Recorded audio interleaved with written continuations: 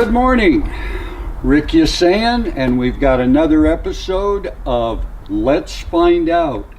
We are in Thousand Oaks today, and it's a little bit overcast, but a beautiful morning, and we're going to be meeting with Bill Brandt. I'd like to remind you to please like us on Facebook, or love us, we like that one also. And subscribe to us on YouTube, and please, by all means, share this with your friends and get us out there to all of your plant-loving people. We really appreciate it. So, good morning again, and this here is Bill Brandt. And Bill, welcome to Let's Find Out. We're delighted to have been invited to your home, and I can see some lovely fruit behind you. This has got to be your pride, one of your pride and joys. Definitely is. Go ahead. Which variety have we got of? This is not Brewster. This is Bengal lychee. Okay. And Brewster's over there. Okay. And they are one of the top fruits in my garden. Absolutely. And this is a huge, beautiful tree. And these got planted in 2003. I decided to go to spice up my fruit growing life in 2000, and I started putting in mangoes and lychees, and this one was from Spangler, I think it was, and it was a beautiful one at a festival of fruit in Riverside. Mm-hmm. It had a beautiful flush of growth, and I bought it from him, and it actually gave me fruit 2 years later, which is a miracle. And of course, it meant many years after that, before it gave me more. Yeah, that would be Steve Spangler from Exotica. Exactly. Right? Yes. Yeah. Oh, wonderful, wonderful. Well, we're going to take a closer look at this and find out a little bit more. You mentioned the Brewster, which is over on the side, which is not fruiting, and this one is fruiting. And how far apart is the timing between the two? The two seem to be almost identical. One might have been just a week ahead of the other one, and the fruit seemed pretty similar. And actually, a couple of years, they started both fruiting a couple of years, 2-3 years ago, mm-hmm. and the Brewster actually gave me fruit like 3 years in a row. So we really have reached a point at 14 or 15 years where they actually are happy to fruit, in my circumstance at least. Yeah. And where you plant them is going to have a big effect on them. Absolutely. These are on the south side of the house, so that they're protected from the Santa Ana winds, mostly, and frost. Although in 07 they both, which were only this tall at the time, they both died to the ground, and they ended up both popping back, and by November, December, they were back to the size they were. So wow, it's testimony to the idea that when something looks like it died, don't dig it out in a hurry. Give it a chance to come back. So Bill, speaking of weather, in this part of Thousand Oaks, do you know what your weather is here? Yeah, I believe in the sunset zones this is 20. Okay. And I'm not sure about the U.S. zones, but yeah, our weather is usually low 80s in the summers, so we're like 5-10 degrees cooler than the San Fernando Valley, and we do get a little more sea breezes in the afternoon coming in, nice. And offshore in the morning, and so then, heat. So then, as far as cool weather, chilling, we get maybe 300 in a good year. Okay. And so, rain? Rain would probably 15 in a good year, and they call that average. But yeah, we're pretty much like the rest of the coastal Southern California. Okay. With about 15 if we're lucky. That's a good year. Yeah. And then as far as irrigating, I've noticed just as we've walked a little bit around, you've got drip emitters. Right. Yes. For much of this. Right. I've got drip emitters on most everything. Some are under where you won't see them. I've got pillow geranium under my peach tree where they're hidden underneath, and but I have a few spraying sprinklers still, and we'll see them as we go. We might even have to turn off the sprinkler in the garden. But yeah, I've got them coming on varying 3 times a week in the garden, and most of it. And here I kind of cut back to like once a week with a lot deeper watering here, because I've got the California natives, which don't really need it at all. Need much at all. But I have to keep my lychees hydrated. They don't do well in desert climates. Right, they like the humidity.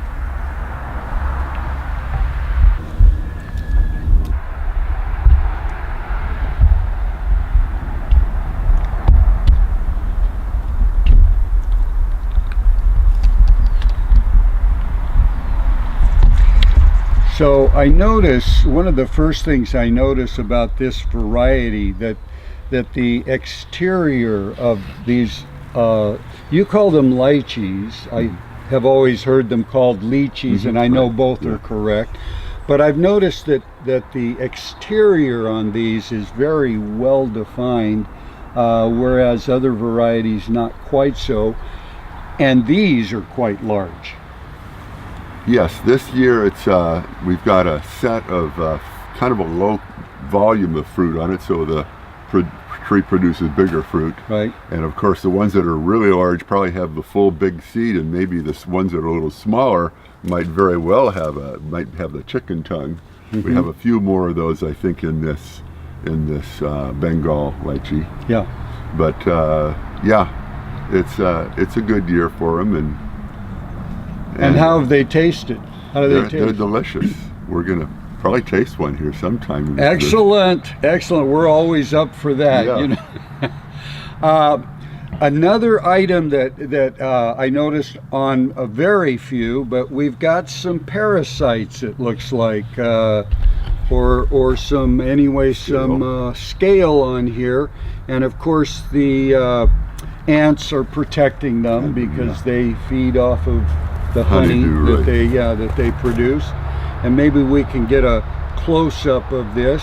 How do you typically handle the scale? The pests on this are really quite small. You don't really have many problems, but that is the one. And so they aren't on all of them. They'll be on a few, and I just kind of pick them off by hand. I'm pretty much an organic gardener as far as insecticides at least goes, and so I tend to pick them off.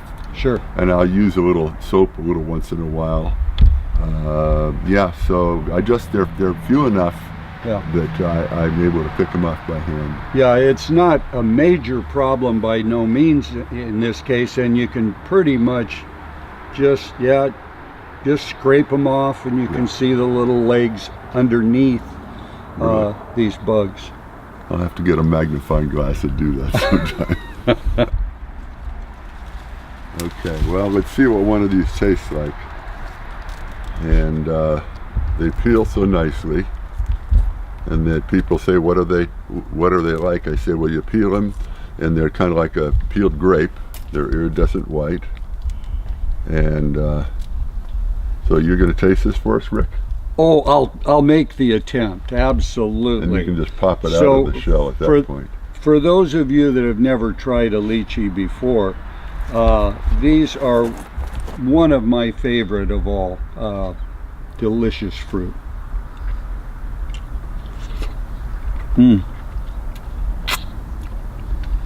Oh my. A little tart, sweet, very aromatic. Inside, this is a rather large seed. Earlier, Bill was talking about a chicken tongue, and that's a little sliver of a seed that certain varieties sometimes more have. Known for.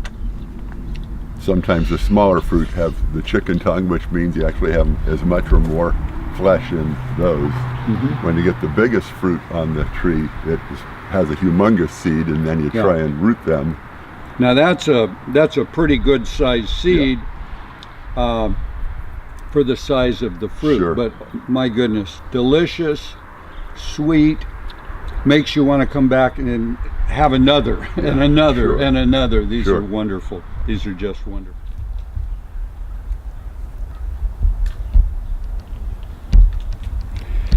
So Bill, what tree are you hanging from here? This is Beaumont macadamia. Oh, nice. Okay. And where did you get this? I got this from Roger Meyer. Oh. At, I believe it was at the Green Scene. probably about 7 years ago.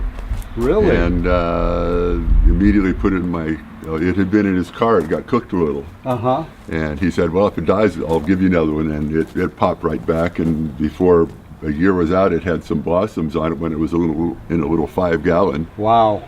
So wow. I got it planted here a few years ago, and it's done beautifully. It looks as healthy as can be. And that's one of the things that a lot of people don't really realize about the macadamia, that they really do start fruiting early.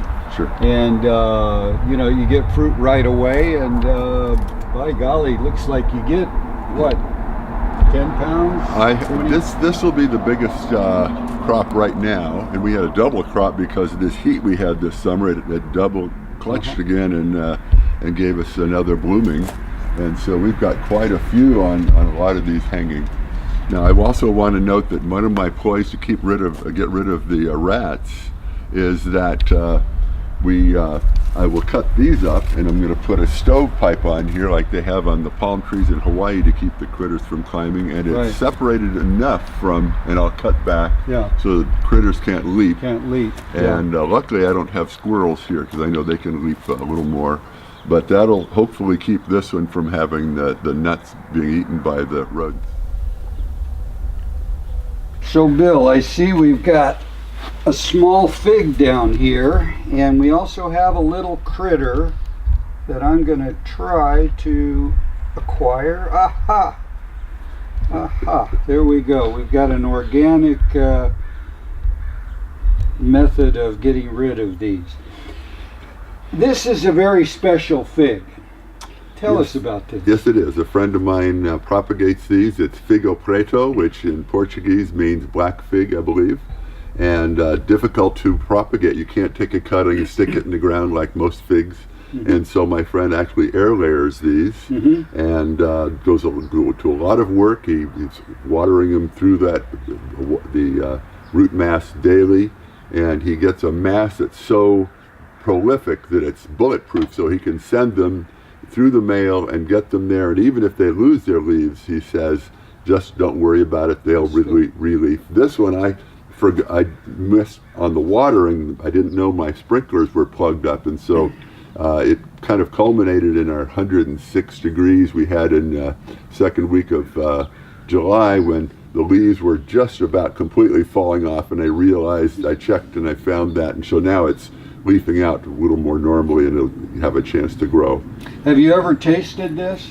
I have. My friend, when I visit him, is very generous in handing me a tray of a variety of dried figs, so I'm getting the very best. I wasn't a big fig fan. I put a fig tree in the backyard for my wife, and I would enjoy them a little, but I didn't rate them highly on my list of must-haves. And but then when he started giving me his figs, which he waits for the figs the neck to break and they start drying on the tree, and then he puts them in the refrigerator or saves them in a box, and I really developed a love for them then. So I've got this one and also a strawberry verte in the back, which are my wife. Bill, you are holding one of my favorite type of apples. In fact, I've got this tree in my own property in Running Springs, but it's not fruited yet. So tell us what this is.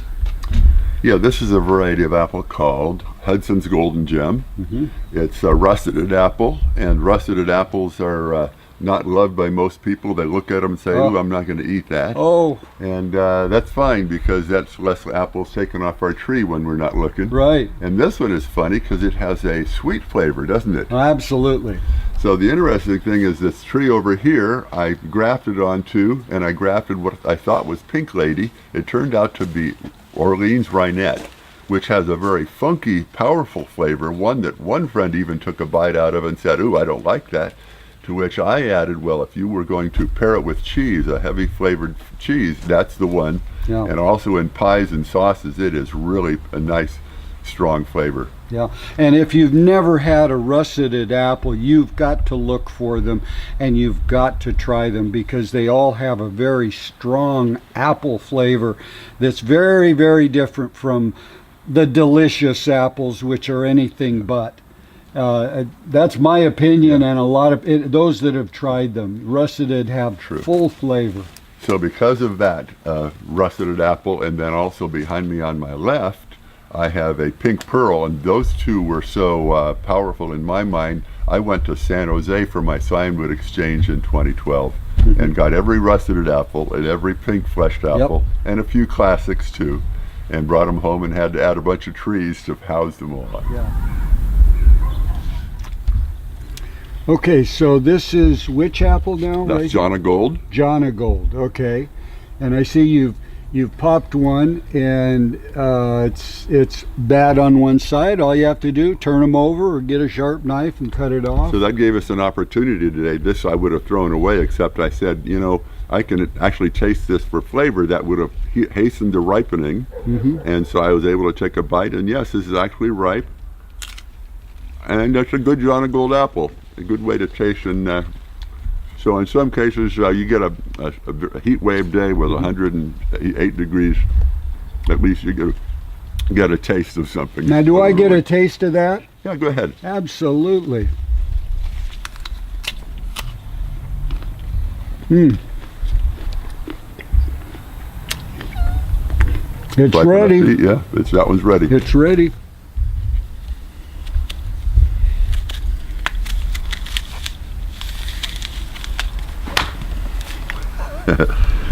So this is pink pearl, just barely showing some pink. Yeah, August just is too a early. little. I don't know Just a if the little camera pink. can pick it up, but yeah.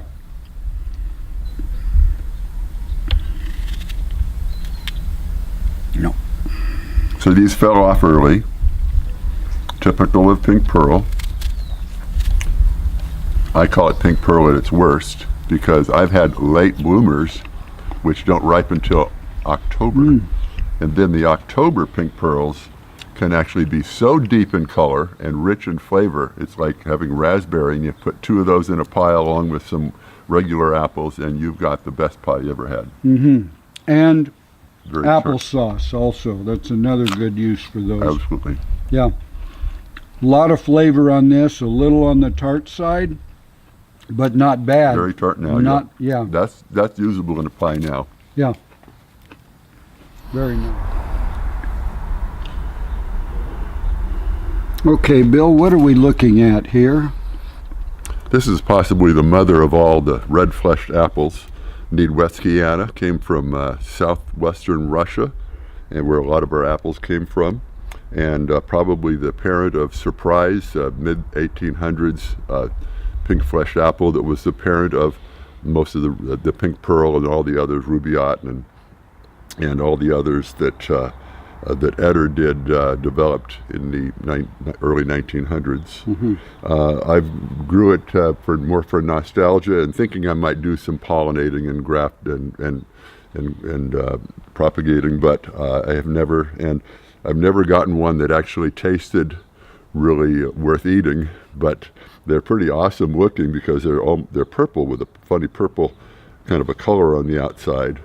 But this is about as red as I've gotten them. I know they come redder than this, and the leaves are reddish as they come out, and even the stems are reddish on them, and the wood has a little pink in it too. So.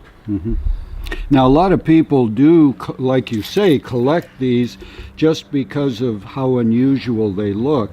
About how many varieties would you estimate are about, around in Here? Yeah. In my garden, I probably have around 50. I don't have an accurate number. I lost a tree last year, and it had some of those gems, pink fleshed and whatnot, classics that I'd gone to San Jose for at their signwood exchange in January of 2012. So you put scions. I put, I graft. I see. So this branch here does have Surprise here.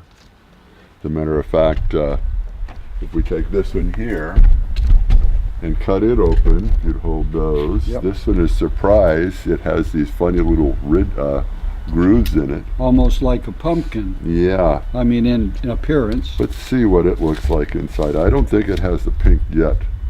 So it doesn't have any pink in it. It seems to be, it has the give that I get as a test to see if it's any good. And we're going to let Rick have a taste of that and give us an opinion. Nice strong smell Has to an it. aroma. Mm-hmm.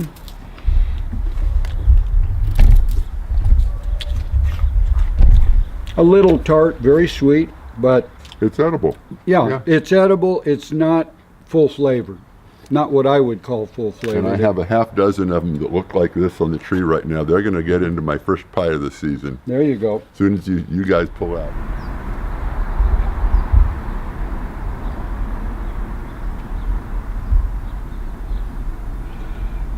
Debbie Oisboyd, a member of our Los Angeles chapter of CRFG, brought in a fig, and she said, "What kind of fig is this?" And we said, "Is it growing in your yard?" As a volunteer, she said, "Yes." We said, "It's yours." So she has subsequently named it for strawberry, and her last name, Oisboyd, she put the two together and came up with Stroh's.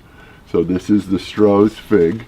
It was what I would have said was the best fig I ever ate, so I grafted it onto my panache, which I really was never impressed with and never really gave it a good chance to grow. But anyhow, now it's had a really couple of good years of growth here, and we're going to have our first Stroh's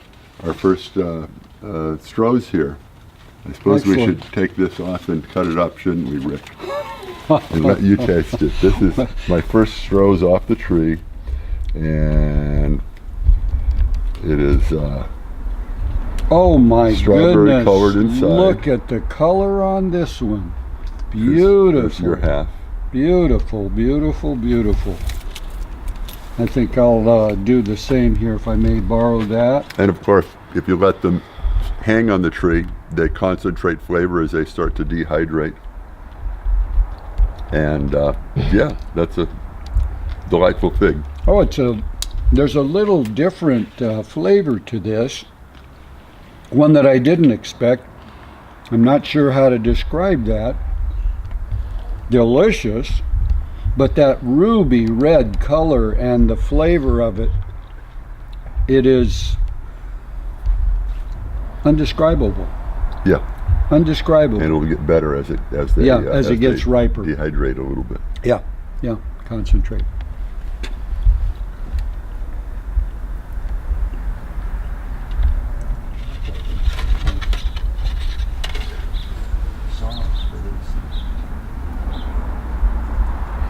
So Bill, we've got a couple mangoes here. What is this? Which variety?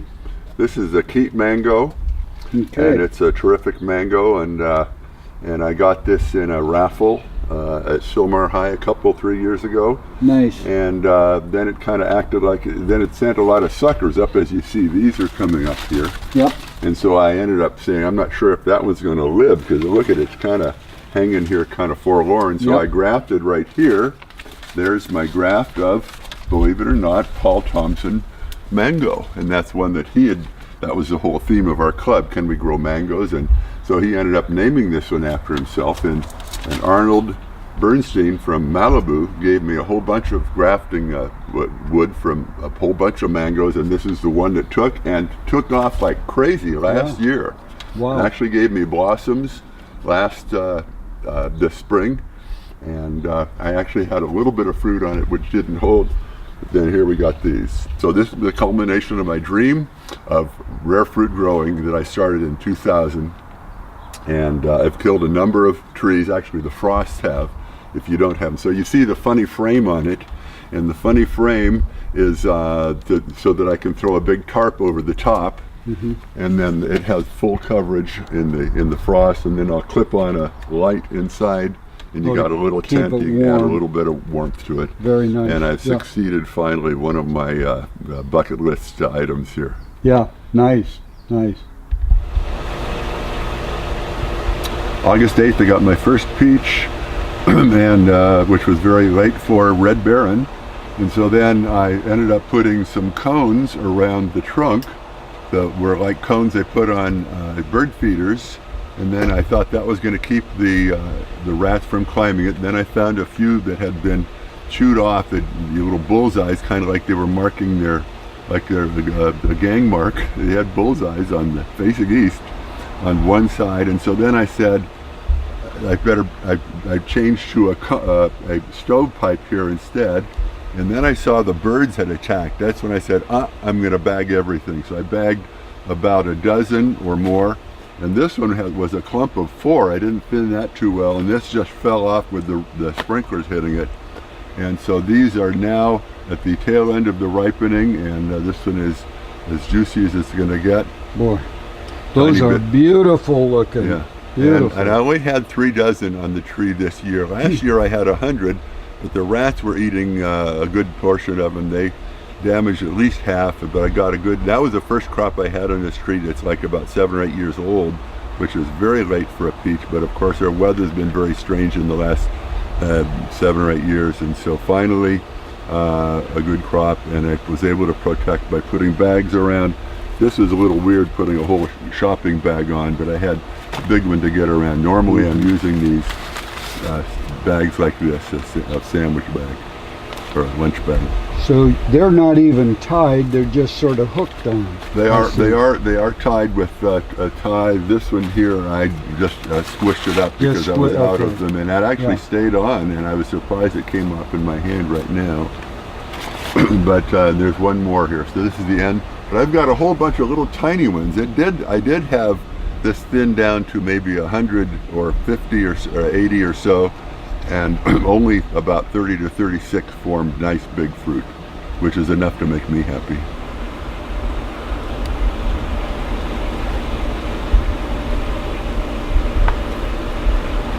And that's... Oh my goodness, looky. Oh, it's dripping right out through the whole thing.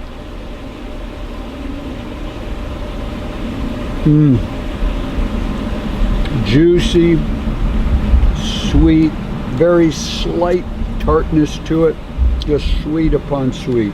And what variety is this? This again is Red Baron. Red Baron, so it gives you those massive red flowers in the springtime. And it drips right down your hand and probably off my elbow if I let it. And only requires maybe 300 hours of winter chill, or maybe a little less. So perfect for California climate. Yep. So just a tiny bit of cling to it, not much at all. Yeah, very nice. Very nice. So good the cameraman's going to get a taste of this. I think they're all going to get a taste of this.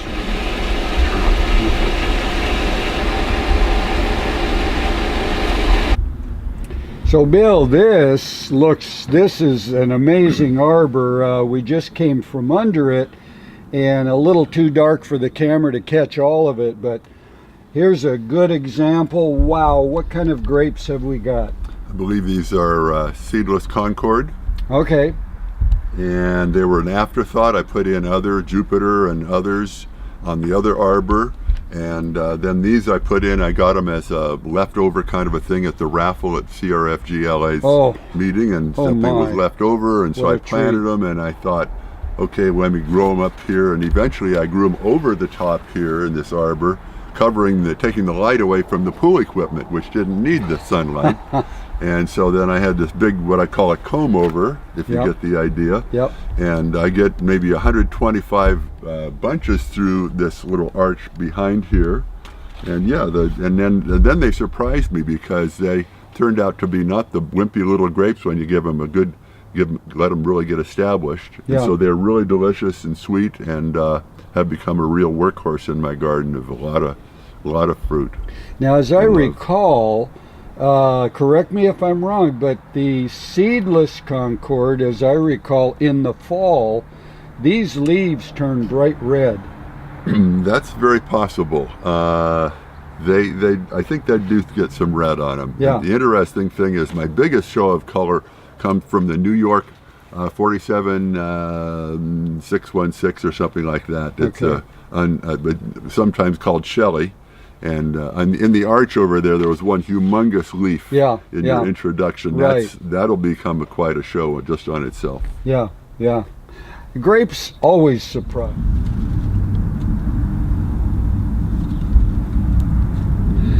Okay, Bill, I am not familiar with this variety of pear. What is this? This is the culmination of another story. It started off as a multi-variety of Asian pears tree, and it kind of grew up a little, and it kind of gave me 2 or 3 fruit a year that never really quite ripened or filled out. and it just looked unhappy. And so finally I said, okay, we'll chop it back heavily and graft it. So this is Southern Bartlett. And it so then that year after I grafted it, and I chopped the rest back, it put this beautiful splay up of growth. And then the following spring it went total blossoms completely. Wow. And then last year I got 40 fruit on it. And then the beauty of them is that the critters were running wild, and as soon as the first rat started eating on one, I said, time to pick them all. All of them. And so yeah. I had a very nice crop of Southern Bartlett pears. Yeah. This year it looks like they've even outdone themselves. Yeah. Now these look like Bartletts back here. Right. But this is a Southern Bartlett? This I'm Yes, not familiar that's with. a variety I got at the Signwood Exchange. Oh, wow. In Orange County. Yeah. Thank you very much. You're welcome, And, but I said, I don't know, I'll try it. I am not familiar. And- And then right here we've got a quince. That's right. So And- that was an earlier graft. It really didn't thrive much, and that's and that one I'm not into quinces too much, so we'll leave it at that. Well, it looks like it's coming from coming way from down down here, here, so it looks like maybe the quince was the root stalk. It came out of a sucker down there. Yeah, yeah. Well, I did graft that on you. Oh, you did? Okay.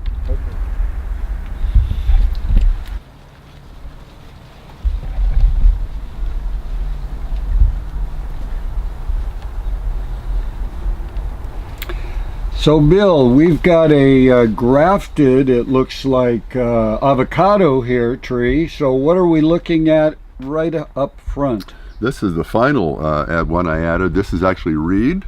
Okay. And reed, actually the story started with Fuerte. I put this tree in about 1996 or so. And it, after 4 years, the Fuerte finally blossomed profusely, no fruit. The next year, more blossoms, and then I pulled out my grafting knife and did every graft I could imagine. Wow. And it ended up with Haas being the whole crown of the tree. On the south side here, we've got reed, and then on the north side over there, we've got a Zutano, and one branch still on the northeast side of the Fuerte, which that does give me a little bit of fruit. Actually was pretty good last year. So you pretty much get fruit year-round on this. I do. Wonderful. That just, a lot of people dream of that. That's true. That's wonderful. Okay, Bill, this is a very strange-looking leaf for a pear. What have we got here? This is Baldwin. It was a scion from the Orange County Signwood Exchange. As an afterthought, I put it on my 20th century pear. And it started growing nicely. The 20th century pear never ever gave me a blossom. This one immediately started blooming a year later and started giving me fruit. So I've had 10 years of Baldwin pears. It's a favorite in the southeastern United States because it's mildew resistant to fire blight. Have had a tiny bit, but very little. And they're a lot like a Bartlett pear. You just have to figure out when they're going to be ripe and pick them and bring them in the house, and people are very happy with my Baldwin pear. Very nice. I noticed one more thing that perhaps you have not noticed, but right here we have a hummingbird nest. That's true. That's the first this year. How about that? Never saw them. Yeah. I saw the nest after they were gone. Yeah. Mostly made out of spider web silk. Oh, really? Yeah, yeah. That's. I think they might be taking the one from the monarch butterflies. It might be the some milkweed. Milkweed blossoms and all. What are we looking at here, Bill? I believe this is Miracle Berry, something that Luther Burbank championed 100 years ago and actually sold to somebody to promote. And it's in the tomato family. If you taste one, it tastes a lot like a tomato. And he was claiming it was, something for longevity and health, and little tiny tomato, essentially. Interesting. Shall we try one? Sure. Grab whatever you want and well, let's just pop get it in your mouth. one of these. Pop one open if you want in front of the camera too, so they can kind of see the inside. We'll bite that one in half. Little tiny tomato seeds, kind of a purplish juice to it. And it tastes a little like a tomato. Yeah, And this is a volunteer. I had one in my yard 10, 15 years ago, and they keep popping up here and there. So, not that I pick them.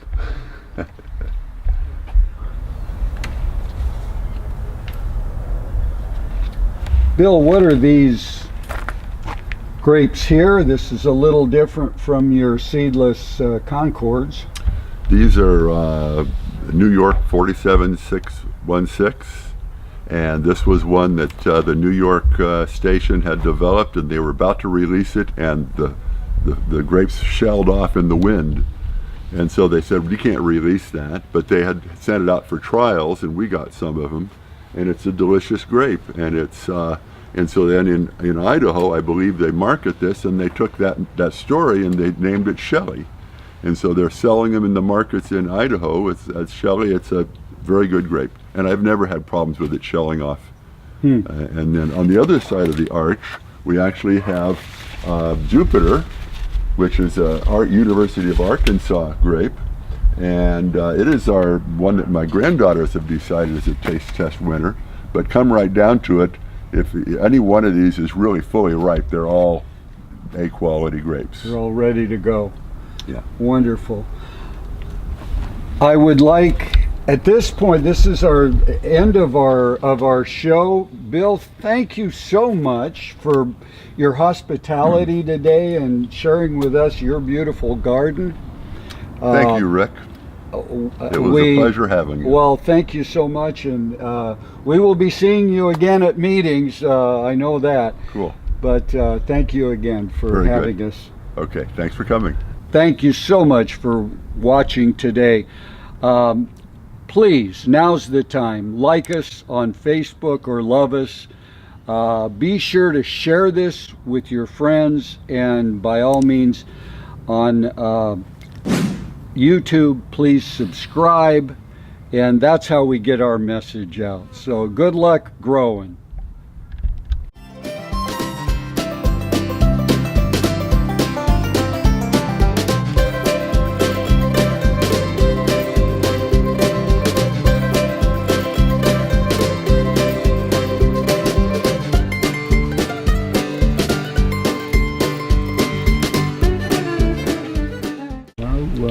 I was Very thinking that- juicy. yeah, go ahead.